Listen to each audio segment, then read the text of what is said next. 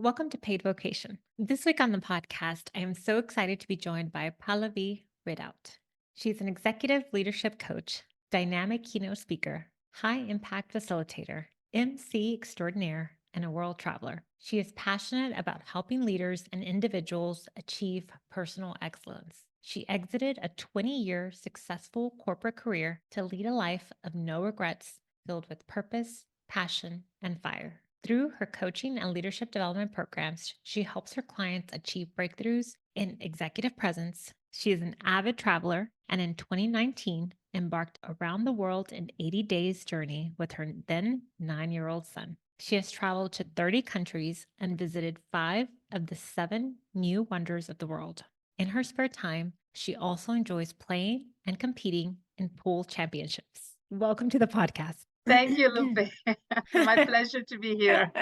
So excited to have you on. I met Pallavi a few weeks ago at an ICF, International Coaching Federation of North Texas meeting, and I am so excited that she accepted my invitation to be on the podcast today. So thank you for being I'm here. excited. Yes, absolutely. I'm like anything to support a fellow coach and be on a podcast. Why not? It's fun. Yes. So I like to start every interview by asking guests, as a kid, what did you want to be when you grew up? Ah, yes. As a kid, what did I want to be grow up? I wanted to be many things, but I would say the number one thing was my dad, who's no more, he's passed. He retired as a CEO of corporation in India. So all my life, I grew up watching him be a manager, be a people leader. And I would look up to him and I would be like, that's what I want to be.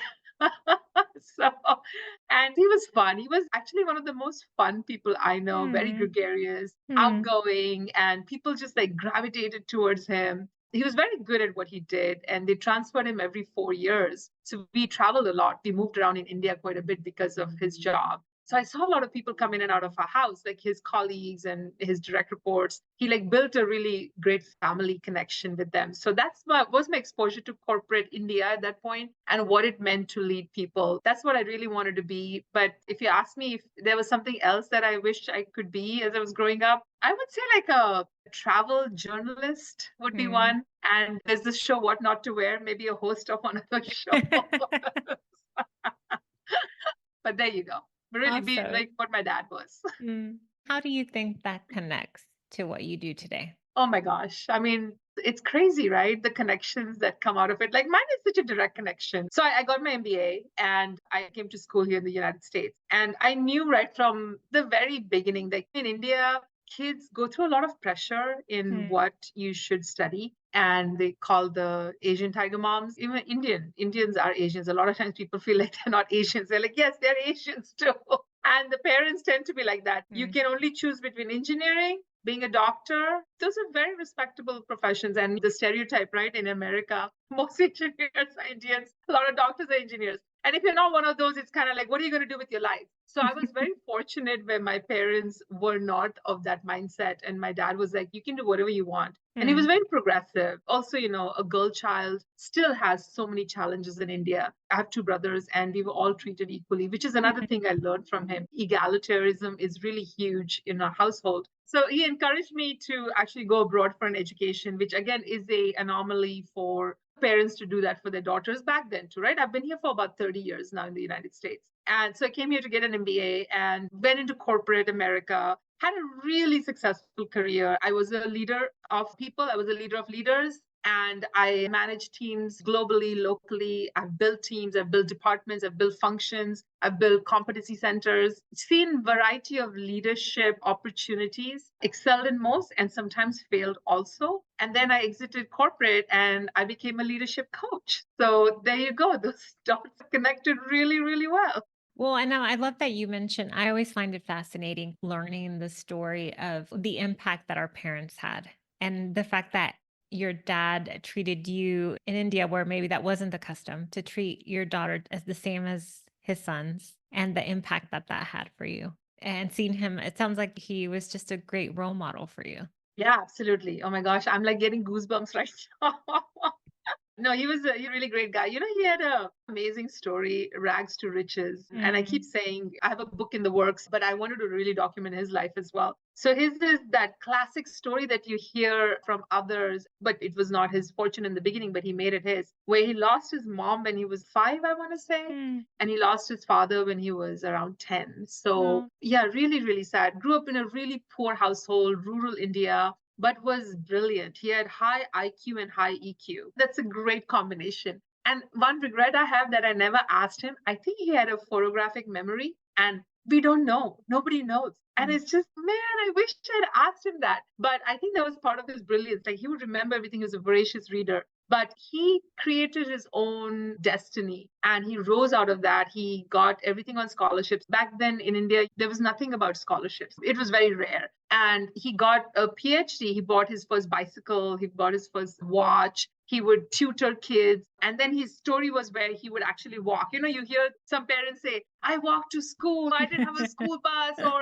you're so fortunate now you have a cell phone and a car and you get dropped off. He barely had shoes, and him and his mm, brother would walk like miles from the village into the main district to go to school and come back. But he enjoyed knowledge and education and teaching others. So, that was the background he came from. So he really wanted to give the best to his children. And he didn't grow up with any female role models or a mom. But despite that, I'm so grateful that he had that in him, which mm. was about women still. And, that's one of the things I work hard on is women empowerment. It's a passion topic for me. And I learned that in my upbringing with my dad is that that's how you treat everyone, women, men. India is very highly racist, caste oriented as well. And I'm an Indian, I can say that. And he taught us how you can still exist in that bigger bubble of injustice and unfairness and inequality, but you can create smaller bubbles where Mm. you can treat other people right. And both of them, my parents, were amazing individuals, and I'm really grateful to have them as role models. Well, that's an incredible story. And especially because, like you mentioned,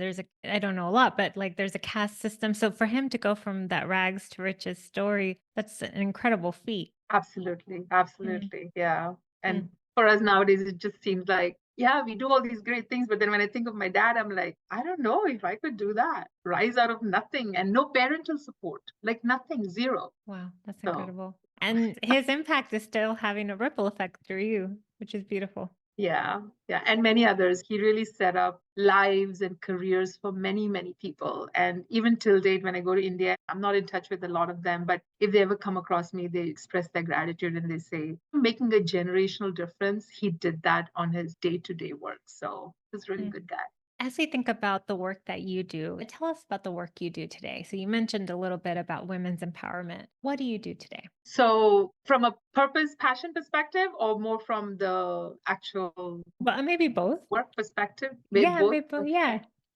Yeah, from a passion perspective. So I have a tagline for my life. It's called Leading a Life of No Regrets. And I adopted this kind of a life about 5 to 6 years ago. And it was really after my dad passed away that I had a Mm, wake up call. My mom passed away first. And then within 13 months, my dad passed away. And it was a huge wake up call and he said to me, I'm content. I raised 3 good kids and I'm ready. So he was ready. And at the beginning, I said he's the most fun, gregarious person, like the life of the party. And to hear somebody say that was very shocking. And after he passed, I evaluated my life and I'm not leading a full life. So I have these talents, the skill, the mm, strength, but I felt like they were only partially utilized in corporate. But also from a giving back perspective, at ate at me. It was like a big gaping hole. So mm, when I decided to exit corporate, I made a promise to myself that I would spend a good chunk of my time giving back. So I then sat down and figured out what were my things that I wanted to give back. It's part of value system too, right? So a lot of times if people are not very fulfilled, that's because your values are not being fulfilled. They're mm. not being really tapped into. So for me, it was about women, children, and the environment. These are my 3 causes. And also my communities. We work in, like, you're a coach, I'm a coach. We come from different backgrounds. For me, it's about organizational development, talent management. That's my background. And I got a lot from the community. So I wanted to give back to the community too. So with women, what I do is I was doing up until recently, I was doing a lot of pro bono coaching with underserved communities of women in India, Mm. especially the Muslim minority. And it was through coaching. They have a massive program there, and then they could get access to people like me, which normally you don't, right? It was so fulfilling. I've had to make some adjustments recently to just make time for other things. And then I'm the regional leader for Lean In for Dallas, Fort Worth area. So Lean In is an organization that was started by Sheryl Sandberg, ex-COO of Facebook. And it's an amazing organization. It's free for anybody who wants to join. My responsibility is to make sure the circles that we have here in DFW area thrive. So each circle is of,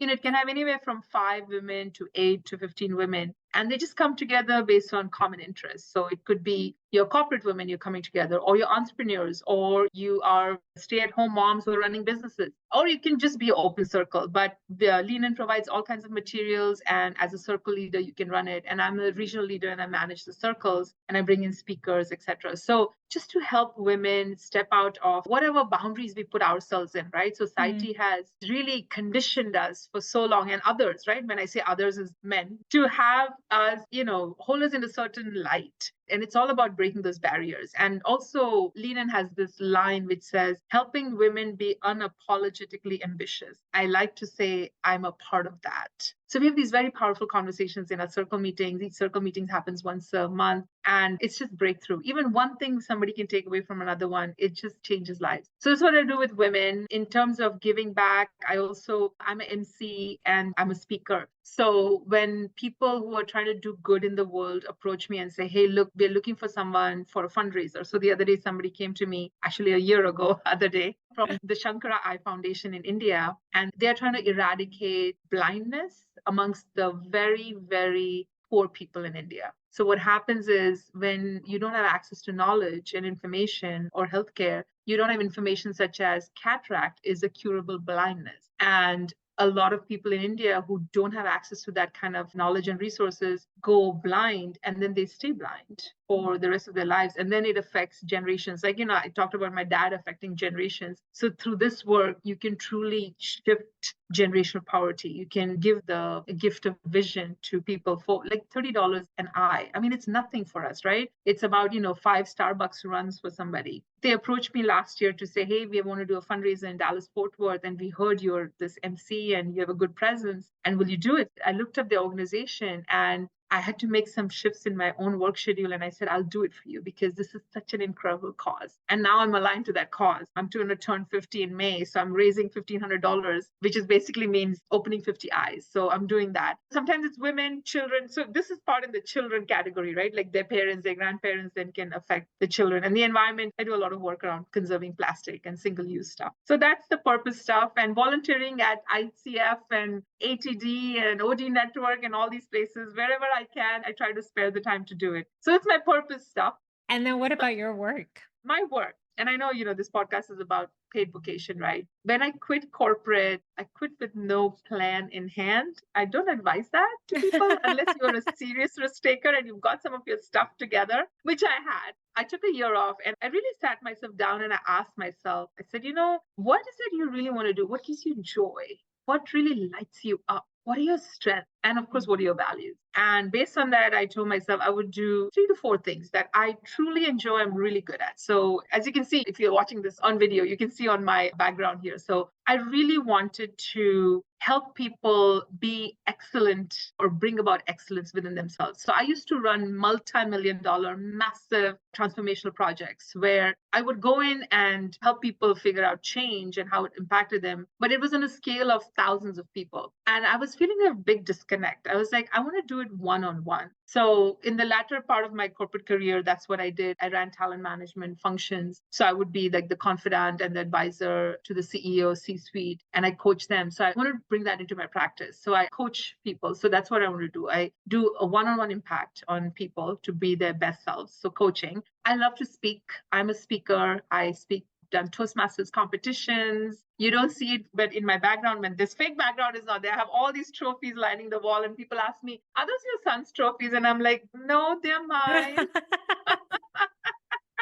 I've been speaking for a long time. I compete in competitions, or rather used to recently. And so I wanted to take that to the main stage because people have been very receptive, always receptive to me being there and giving that message. So that's another way to motivate and inspire people to be their best self. I speak about a couple things now. One is leading a life of no regrets. So I have like this 3-pillar formula that I share. And then I stumbled into the game of pool a few years ago, and I enjoy that a lot. So I have another keynote that I just debuted this year called Calling the Shots, Leadership Lessons from the Game of Pool. And it's a really fun story. I do storytelling based talks and they're very interactive and engaging. So I told myself, I need to be that speaker. So now I am, number two. So one was coaching, speaking. The other one is I facilitate retreats and offsites for leaders where they're trying to, I facilitate high risk conversations or hairy conversations where you need somebody neutral to come into the room and design a whole day workshop or session where people can contribute. So I have a magical ability to help make people talk and open up. So do that. And then teaching. I love to teach. So I will run lots of workshops on all the topics I coach about. I speak at universities. I'm a guest lecturer in the sense I'll go for like one session. So I've spoken at USC, UCLA, Columbia. I speak at UNT. I'm speaking in the next couple of days there. So that's what I do professionally. And recently, the emceeing part has just kind of become a part of what I do. People started to tap me for that. And I said, okay, so I've emceed like a conference and I've emceed the fundraiser and a couple other things. And the biggest thing is have fun. Have fun doing what you're doing. And even if it's scary, take a chance, take a risk. And then you know where you fall, and then you can either modify that or you can say, that's not for me, but you have to take a chance. Well, I can just hear your energy, and I'm sure listeners can hear your energy as you're talking about all the things you're doing, which are a lot. And I wonder, so you said you took a year off and you didn't know what you wanted to do. You didn't have a plan necessarily. And then now you're doing all of these things. How did you go from that, leaving without a plan, to these multiple, all these things that you're doing? So, like, how did you go about figuring out what those were? How do you even build it out? Like, if someone's listening thinking, wow, that sounds like a lot of fun, doing something that's fun and that is energizing, that sounds amazing. How do we even begin to do that? How did Yeah. you do that? Yes. How did I do that? So this is a part of my Leading a Life of No Regrets keynote that I speak about. So I Ah, can give you, there's like a 3 pillar framework that I talk about. So this is what happened, right? After that year off, I started to coach people and women especially, and they started coming to me saying, how did you do it? We don't necessarily want to quit corporate, but we want to lead a life which is rich, right? Which is legacy based. And maybe we want to do something on the side. So I had people who said either they wanted to quit and figure something else out, or I want to do something on the side, do a charity or write a book or whatever else it is, right? So I said, okay, so it took another year and I sat myself down and said, okay, how did I do it? Because, sometimes you just do and you don't know what you're doing and then it's happening, it's clicking. So the 3 pillar framework is about, one is called uncovering your purpose. So I don't say discover, because the purpose is within us. Sometimes it's hidden. Sometimes some people are very clear about what they want to do. I have a son who's going into the 9th grade and he's not clear about what he wants to do, whereas some of his friends are very clear. It's the same way in life. Even when you grow up a little bit more and you go to college and you get a degree, and sometimes, like I said, in India, maybe you get an engineering degree. And I met so many engineers who are not happy. They're like, they want to do something else because they were made to do that. So life happens to us, right? We're told you need to go and do something and we pick that. And then eventually you're like, it's not really doing things for me. So in uncovering your purpose, one of the biggest things I advise people to do is figure out your values. Now, there are tons of tools out there, free tools on Google. You can just go and do a value-based assessment. So I would encourage people who are listening to this, who are wondering, do assessment and figure out what your values are. So for me, and I have my values right here, so I'll read them out: family, freedom, challenge, influence, and strategic. These are my values. So when I was in corporate and I was really unhappy for at least the last 2 to 3 years, I was in corporate. And it was ironic because unhappy with the organization. It was a brilliant organization. The people were brilliant. The leaders were amazing. I really cherished them. And I still have some really good, deep relationships with them. But what was not being fulfilled was the family value, right? So I have only one son and I had responsibility for like 34 countries and I was always working. And I don't have an off button, which is a problem, right? So for a lot of us. So the family life was suffering. My bond with him was broken. It was shattered. I used to be jealous of his dad and him, the bond they had. So family, and he would tell me, Mom, can you not be the last one to pick me up from daycare? Or Mom, I don't want to be in daycare. And I had no choice. So that was one, the family life was just out there. The other one was freedom. So as I kind of described everything that I do, and I keep myself open to possibilities. In corporate, I found that there was some guardrails that you couldn't cross. And I was being offered, it was ironic, I was being groomed initially to take over as the head of HR. And I was going to have this brilliant position in my hand. And that was part of the reason which was making me very anxious is I realized what that would do to the other things I wanted to do. And so those were some of the things, right? Being in terms of freedom, in terms of being influential. I really want to impact a million lives. That's what I say through my work, through my, whatever else I do. So those are the values that I came up with. So come up with your values. Then the other thing I would say is know your strength, know who you are, know what makes you tick, and know what makes you crumble. Right? I truly believe in strength-based leadership. You capitalize on your strengths. Let's say if you're like, I'll just use my example. If you're like me, you like to be out in front of people and talk and influence, then don't beat yourself up if you are not very good at behind the scenes stuff. And I'm raising my hand there, right? So if it's very detail-oriented work and sitting behind a desk for like days and days with no human interaction, it would drive me nuts. So during COVID, it drove me nuts to do that. Know who you are, embrace it, and then figure out systems and mechanisms to work on your areas where you're not good at. So I don't mean to fix them. I firmly believe when you have a weakness that derails you, you should absolutely look at it. Look at it and work on it. But when you have a weakness or an area of opportunity that it's just that, you know it and you can figure it out, don't spend that much time on it. So look at your strengths. So for me, my strengths were I truly am able to connect with people. I have a gift. So I really wanted to capitalize on that gift. And then the coaching obviously comes hand in hand with that. So know your strengths. So there's Gallup Strengths Finder that you can do, right? An assessment costs you like $34 or something. But there are other free assessments you can do. I also use a DISC assessment, which tells you more about your work style, communication style. So figure that out. So know your values and know your strengths. So that's in uncovering your purpose. And then the third thing I would say is I did a lot of work and research on this concept of ikigai. It is a Japanese concept of your reason for being. Why are you here on this planet? I mean, think about it, right? Lupe, in your case, right? Your parents had to meet at a certain time, a certain date. But before that, they had to be born at a certain time and certain date. And before that, their parents had to meet your grandparents, and then your great-grandparents, and then great-great-great-grandparents back to the caveman days, right? So we are a miracle. Each and every one of us is a miracle. I don't care what nationality you are, what gender you are, what socioeconomic status you have. We are all miracles and we have a gift. And we need to take that a little seriously, in my opinion, and capitalize on that. So figure out that, like figure out what is your ikigai. And if you look up ikigai on Google, it'll show you like this Venn diagram that's been created for the Western folks. Ikigai is a Japanese concept. And the Japanese, what they believe is to live your life fully each day. And this is from the region of Okinawa in Japan. And the people in Okinawa, they live up to like 80 years to 100 years. And they live very healthy lives, unlike, in the Western hemisphere where we have debilitating diseases, etc. But that's because they practice this concept. And they have other concepts too, like moai, which is like you're connected to this community for the rest of your life. So have a community, etc. So know your ikigai. So in ikigai, there are 4 concepts, right? So there is what you love to do, figure that out, what you're good at, right? So you can love to do one thing, but you may not be good at it. I mean, I would love to have my house fully organized, but as you can tell, that is a weakness for me.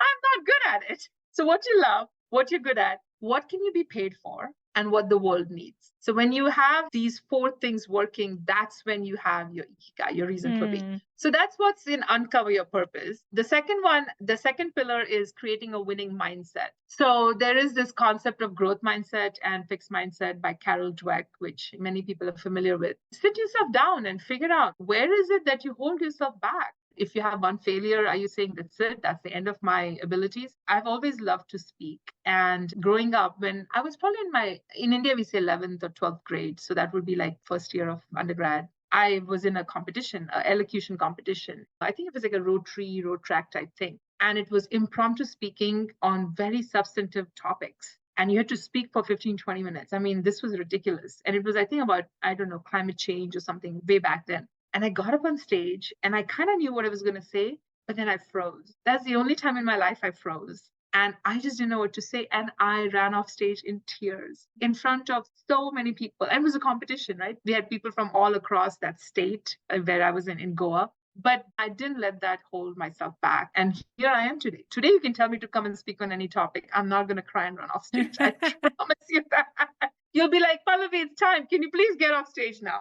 So it's about that. That's the difference between fixed and growth mindset is don't let one or two things that didn't go in your way hold you back. Have limitless possibilities. Be comfortable with the uncomfortable. And then the third pillar is take courageous action. So there are two aspects to this. There's courage and then there's action. And when people are looking for the next career or next change for them, it takes a lot of courage because you are getting out of your comfort zone. You are probably going to say no to a steady paycheck, which is what I did. And trust me, till date, that hurts me. It really hurts me, but it's sweet pain. It's really sweet pain.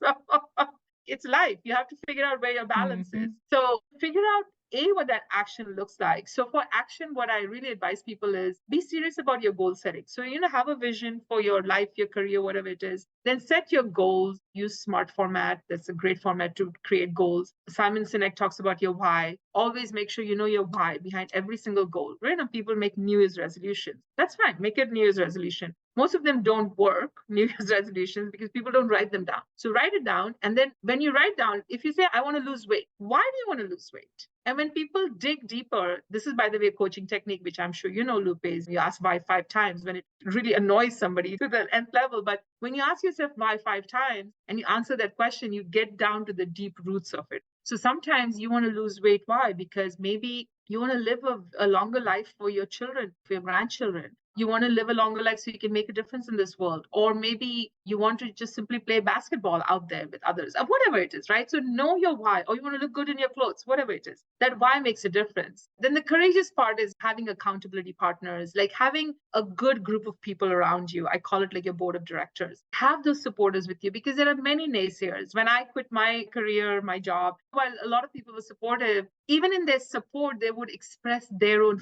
fear to me. And by doing that, they would make me start to question my decision. People would say, so what's your plan B? And I was like, I don't have a plan B. This is what I want to do. No, you have to have a plan B. What if you don't succeed? Right there, there's that little seed. It's so surround yourself with good people who are in your corner and have that accountability. So that's the 3-pillar system. Uncover your purpose, create a winning mindset, and take courageous action. I love that. I love having speakers come on because I don't even have to ask any questions. You just keep going. So that's awesome. Tell me more about the winning mindset, because I love the way you framed that. A winning mindset. You didn't say growth, you said a winning. Yes. In life, whenever we accomplish something, it feels like a win. And that's where that came from.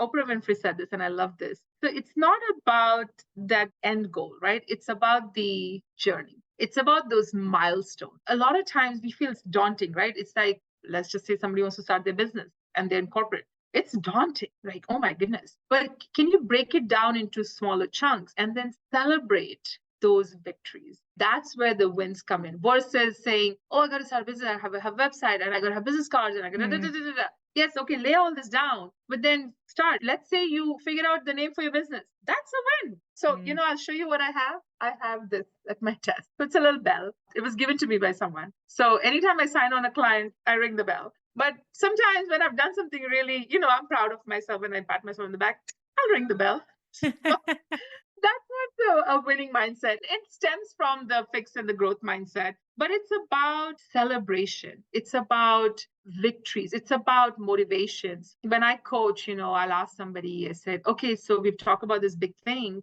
And what are you going to do when, let's say, somebody is talking about networking? Let's say you go to your next event and you actually network with 3 people. You're very intentional about it. How are you going to celebrate that? And it stumps people. They're like, what? I have to celebrate that? Yes. That was a thing you set out to do and then you did it. So celebration could be something small as go for a walk. Or it could be something like, I want to have a dessert or ice cream, whatever floats your boat, or go up to the rooftops and tell the world what you did, or be with your family and share it over dinner. So that is what a winning mindset is take those small victories, right? And then celebrate and then go to the next milestone and the next milestone. I love that. And it's kind of like, I always tell clients, it's about creating evidence for ourselves that this is who we are now. And so every time there's a win and you celebrate it, there's evidence there that we are winners. Absolutely. And that we can keep winning. Evidence. Love it. Well, I love your energy and I love your philosophy to this because I think it's right on, like knowing your strengths. Well, you've talked about a lot of things here, creating a winning mindset, courageous action. When I think about the courageous action piece, I think about I used to believe that first I had to feel confident and then I would take action. But what I found through this work is that first I have to take the action and then the confidence comes in. This courageous action, it's like you take the action, you have more courage and you keep doing more of it and you keep creating more magic in your life as the more you have take this courageous action. So I love that.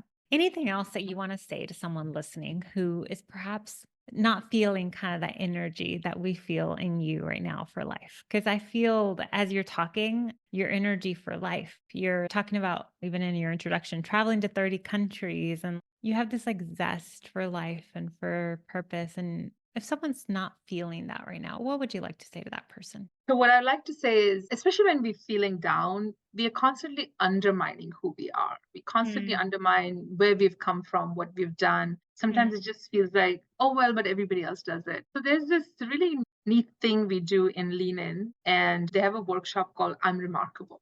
And it is meant to help women feel that sense of confidence within mm, themselves. And it's about reaching deep inside you to figure out, why are you remarkable? So for someone who's not feeling it right now, what I would say is take a piece of paper and a pencil or a pen, but do write it down. Don't type it, don't have it in your head, and write down 10 reasons why you're remarkable. Typically, the first one or two things is easy, but then it gets difficult. It gets tougher and tougher. But we all have it within us. I'm remarkable because you can dig deep into perhaps it's relationships. I'm a great sister.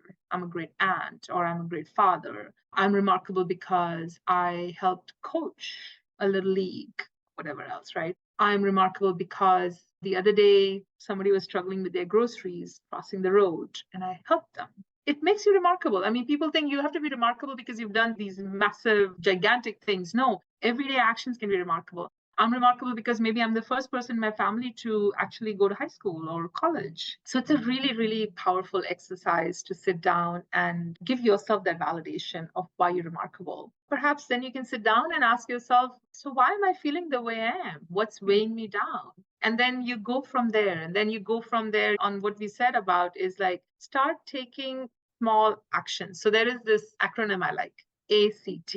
Action changes things. mm, It's what you were saying, right? You were saying about the magic, Lupe. You were talking about when you do that thing, then your confidence goes in. When you do that thing. So when we're sitting on a couch or your bed or wherever you are, and you're sitting there thinking about how life is just not fair to you or whatever else is happening. But then when you're sitting there, there's this thing about every action has an equal and opposite reaction. So by just sitting there doing nothing, you're going to draw towards you nothing. We talk about energy, manifestation, that's what. But when you get up from that couch and you say, you know what, maybe it's about your weight loss, you're not able to go to the gym, but you say, you know what, I'm just going to take a small action today. And I'm going to just go and walk to the gym. That's it. I'm not even going to go into the gym. I'm just going to walk to the gym. Then maybe tomorrow you can open the doors and go. This is actually not my original idea. It's from a habits book. I think it was from Atomic Habits. It's about taking that small action which will take you out of it. So do the I'm remarkable exercise, write down 10 times, 20 times,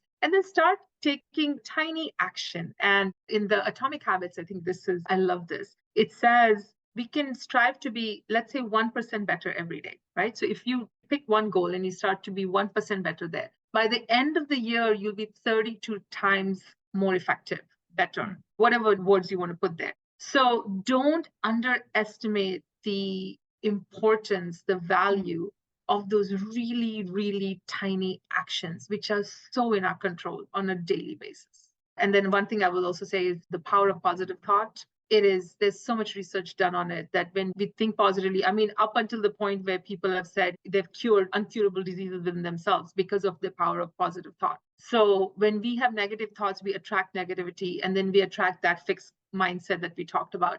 We then limit ourselves, right? Our world becomes very small. And also what we do is we repel people away from us when we are Mm. negative. When we sit there and we say, oh, this is happening to me, we have the victim mentality, or you're blaming others. What happens is slowly people stop interacting with us, don't give us opportunities, they don't open doors for us. But when we are more positive, and I'm not saying you have to go and yell from the rooftops, positivity can show up in very different ways, right? It could just simply be a smile, not a frown. That's positivity. To your words, right? To your actions. So, no matter what you're going through, look at that silver lining and Mhm. ask yourself, how can I step out of this? Some people might say, Pallavi, you're too whatever, right? What is it? Pollyanna, too positive. Viktor Frankl, who was in the Nazi concentration camps, he is a brilliant example of that, right? He wrote a book about it. And that's what got him through the concentration camp. He lost everything. He lost his wife, his children, all the people around him. But because of the way he interacted with the prison guards there, they actually gave him chance after chance of survival. It was small, but he survived. And then he came out of it. And then he talked about it to everyone else. So that's an extreme example of how it can be life changing. So I would say really embrace the power of positive thought. Thank you for that. I know I found that helpful and the listeners will find that helpful too. So, where can people learn more about you? You mentioned you're in the middle of writing a book. Where can people follow along? Where can people learn more about you? The best way to follow me is on LinkedIn. So I'm under my full name, Pallavi Ridout. I regularly write posts, and a lot of those posts will eventually make it into my book. And you can go to my website, engageleadmotivate.com. And my company name is called the Elm Advisory Group. So it's Engage, Lead, Motivate. That's what it is. And then the tree of life is Elm right there. So those are two ways. If you are a woman who is looking to lead a life of no regrets, I have a Facebook group as well for women called Leading a Life of No Regrets. I have a group and a page. So when you go, just be careful which one you follow. So those are the best ways. And of course, you can email me. It's all on my website and get in touch with me there. Awesome. Thank you so much for being here today. My pleasure, Lupe. Thank you so much for inviting me. Power of networking. That's the other thing I leave everybody with, right? Lupe and I happened to sit at a table a few weeks ago, and then this is how it came about. So, Lupe, I wish you all the best. You are a great host, though, I didn't give you a chance to ask me too many questions. This was perfect. Thank you. My pleasure.